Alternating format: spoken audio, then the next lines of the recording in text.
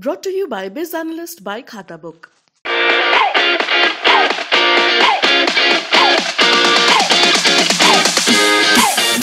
नमस्कार, आप देख रहे हैं बिज तक। मैं हूं रजत देवगन। न्यूज फ्लो डोमिनेट कर रहा है इस समय स्टॉक मार्केट को और आज भी बिल्कुल वैसे ही होता हुआ नजर आया। भारी उठापटक, क्योंकि खबरें वीकेंड से ही आनी शुरू हो गई थी। रूस ने बेलारूस के साथ मिलकर न्यूक्लियर ड्रिल ऑपरेशंस कर डाले, ये वीकेंड पे खबर थी। इसके अलावा फ्रांस तैयार हो गया मध्यस्थता करने के लिए यूएस और रशिया के बीच। ये अच्छी खबर आई थी, लेकिन जो नेगेटिव खबरें हैं वो ज्यादा डोमिनेट कर रही हैं मार्केट्स, उसके कारण नर्वस होता है।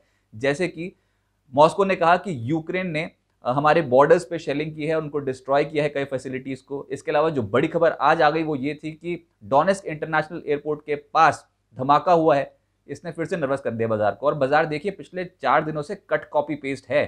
शुरुआती सत्र में होती है तेजी और उसके बाद लगता है झटका। बिल्कुल आज वही होता हुआ नजर आया। गैप डाउन खुले, ये ग्राफिक्स आपकी स्क्रीन पे हैं। गैप डाउन खुले लगभग 84 अंकों के आसपास, 17,192 के लेवल पे निफ्टी। उसके अलावा निचला स्तर जो छुआ वो 17,070, ताबड़तोड़ बिकवाली थी। 206 अंकों की गिरावट देखने को मिली। फिर आगे रिकवरी, और ये रिकवरी पिछले 4 दिनों से रोज आती है। आज के सत्र में जो रिकवरी बनी निफ्टी पे वो 281 अंकों की थी। 17,351 का हाई टच कर दिया, लेकिन अंत में जाते जाते दम तोड़ दिया, क्योंकि न्यूज फ्लो डोमिनेट कर रहा था। क्लोजिंग हुई है 17,206। ऊपर से देखेंगे तो 145 अंक घटकर कुल मिलाकर जहां पर खुले उसी के आसपास बंद हो गए।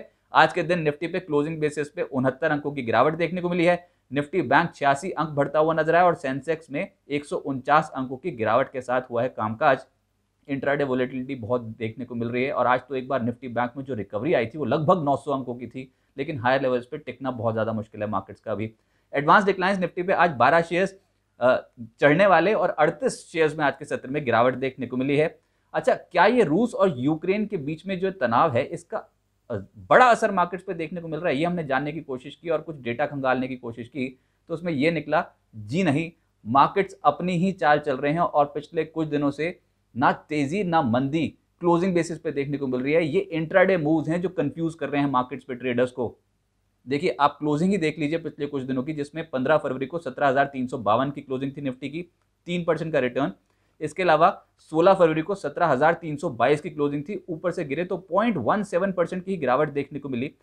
17 फरवरी को जो क्लोजिंग बेसिस पे गिरावट थी वो 0.10% की थी, यानी कि क्लोजिंग थी 17,304 की। तो आप ये देखिए 17,300 17,350 में ही 3 दिन गुजार दिए। इसके अलावा 18 फरवरी में 17,276 की क्लोजिंग है, 0.16% की गिरावट देखने को मिली।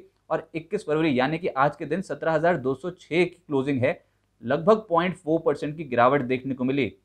तो ये तो बात हुई सिर्फ 150 पॉइंट के आसपास क्लोजिंग बेसिस पे गिरावट देखने को मिली है, लेकिन स्टॉक्स टूट गए हैं। कमर टूटी है मिड कैप कैटेगरी की, और कई ऐसे स्टॉक्स लार्ज कैप कैटेगरी में भी जो है जहां पर दबाव देखने को मिला है। तो इंडेक्स में तो हलचल है नहीं, लेकिन स्टॉक स्पेसिफिक टेंशन हो जाती है। और इंडेक्स में भी अगर शुरुआती तेजी बनती है झटके के बाद, तो ऊपरी स्तरों पर एकदम से ताबड़तोड़ बिकवाली हो जाती है। ये हो रही है टेंशन, इसको बोलते हैं कंफ्यूजन। आज के सत्र में निफ्टी में जो गेनर्स देखने को मिले उसमें आईटी पाएंगे आप, जिसमें विप्रो लगभग 1.5% उछला, इन्फोसिस में 1.25% के रिटर्न मिले, श्री सीमेंट 1.25% उछला। इसके अलावा पावर ग्रिड और एचडीएफसी बैंक में तेजी देखने को मिली। गिरावट में मेटल्स, हिंडाल्को का दिन बिल्कुल नहीं था और आज लगभग 3.25% से ज्यादा टूटता हुआ नजर आया। यूपीएल, डिविस लैब जैसे स्टॉक्स 2.25% से 3.25% लुढ़क गए। अदानी पोर्ट्स और सन फार्मा में रही आज के सत्र में बिकवाली और 2% की गिरावट यहां पर देखने को मिली। एक बड़ी खबर डोमिनेट कर गई इंडिया बुल्स ग्रुप के स्टॉक्स को, क्योंकि खबर यहां पर यह थी कि एनफोर्समेंट डायरेक्टरेट ने इंडिया बुल्स फाइनेंस के सेंटर्स पे यहां पर जो है मुंबई में, वहां पर रेड की है। और ये जैसी खबर आई वैसे दोपहर को हमने देखा कि एकदम से बिकवाली और ताबड़तोड़ सेलिंग ऑर्डर्स देखे हैं ये कुछ कंपनियों में जो आपकी स्क्रीन पे हैं। इंडिया बुल्स हाउसिंग फाइनेंस 11% से ज्यादा लुढ़का। इंडिया बुल्स रियल एस्टेट में 14.5% की गिरावट आज के सत्र में देखने को मिली। और धानी का हाल तो हो गया बेहाल, क्योंकि ये 20% लोअर सर्किट पे लॉक था। देखते हैं इस न्यूज पे और क्या डेवलपमेंट्स देखने को मिलती हैं और कंपनी यहां पर क्या बयान देती है, जो बयान जल्द ही आता हुआ नजर आएगा बीएसई पे। ऐसी पूरी संभावना है, क्योंकि गिरावट आज भयंकर थी इंडिया बुल्स ग्रुप पे। इसके अलावा सेक्टर स्पेसिफिक मीडिया आज सबसे ज्यादा टूटा है, जिसमें टीवी 18 ब्रॉडकास्ट 6%, नजारा 4% लुढ़का, सारे गामा, जी एंटरटेनमेंट, हैथवे और सन टीवी जैसे स्टॉक्स में आज 2.5% से 3% की गिरावट देखने को मिली। मेटल्स आज कमजोर थे, जिसमें वेल्सपन कॉप 5% से ज्यादा टूटा। हिंद कॉपर, हिंडाल्को जैसे स्टॉक्स 3% से 4% का गोता लगा गए। नाल्को, वेदांता और जेएसडब्ल्यू स्टील में 1.5% से 3.25% की गिरावट देखने को मिली। Oil and gas shares profit booking देखने को मिली है अदानी टोटल में 4.5% टूटा ये। गेल का हाल बेहाल था, 3% लुढ़क गया। आईजीएल में 2% से ज्यादा की गिरावट देखने को मिली और एमआरपीएल, पेट्रोनेट, एचपीसीएल और ऑयल इंडिया जैसे शेयर्स 2% से 2.25% लुढ़कते हुए नजर आए। एक और तबका कमजोर था, वो था फार्मा हेल्थ केयर स्टॉक्स में सबसे ज्यादा टूटा है ग्लेनमार्क।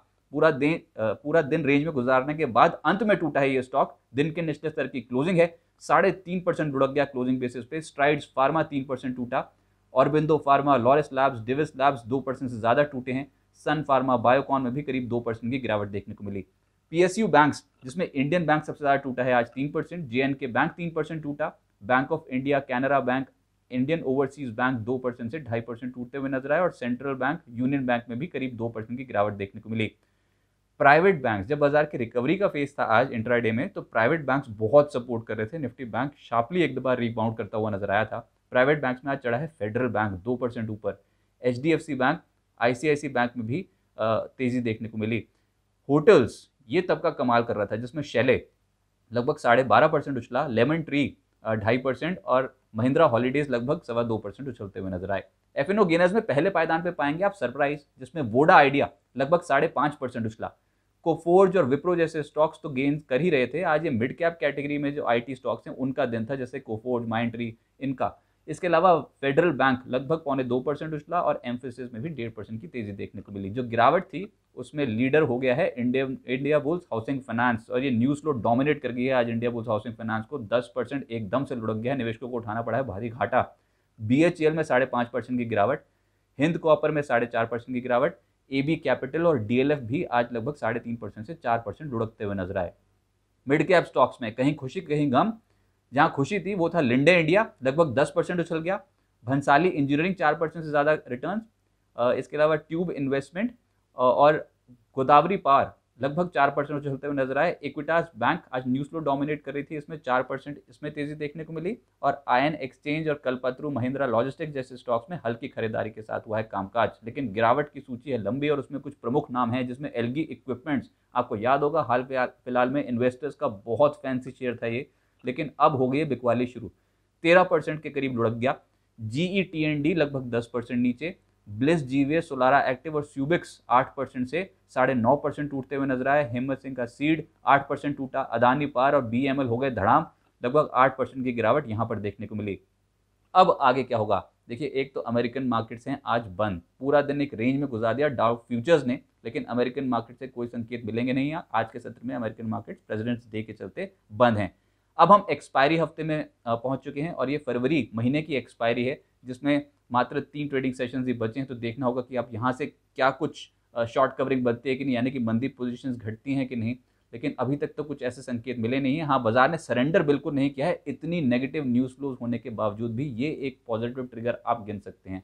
तो सपोर्ट और रेजिस्टेंसेस चेंज नहीं किए जाएंगे, इनफैक्ट थोड़ा सा ही उसमें बदलाव है, कुछ बहुत बड़ा नहीं, क्योंकि बाजार एक दायरे में फंसा हुआ है, जैसे मैंने आपको शुरुआती स्टार्ट्स के जरिए बता दिया था। तो अभी के तौर पे सपोर्ट के तौर पे आप 17,128 लेके चलें, उसके अलावा 17,062 और 16,997 ये सपोर्ट लेवल्स हैं निफ्टी के, और रेजिस्टेंस के तौर पे 17,325 आज इसी के आसपास पहुंचा था। उसके बाद एकदम से बिकवाली हावी हो गई। फिर 17,390 का एक रेजिस्टेंस है और 17,457 ये इंपॉर्टेंट रेजिस्टेंस लेवल्स निफ्टी के लिए। उम्मीद करते हैं ये टेंशंस थोड़ी ईज आउट हो जाएं रशिया और यूक्रेन के बीच में, उसके बाद एक डायरेक्शन बाजार पकड़े।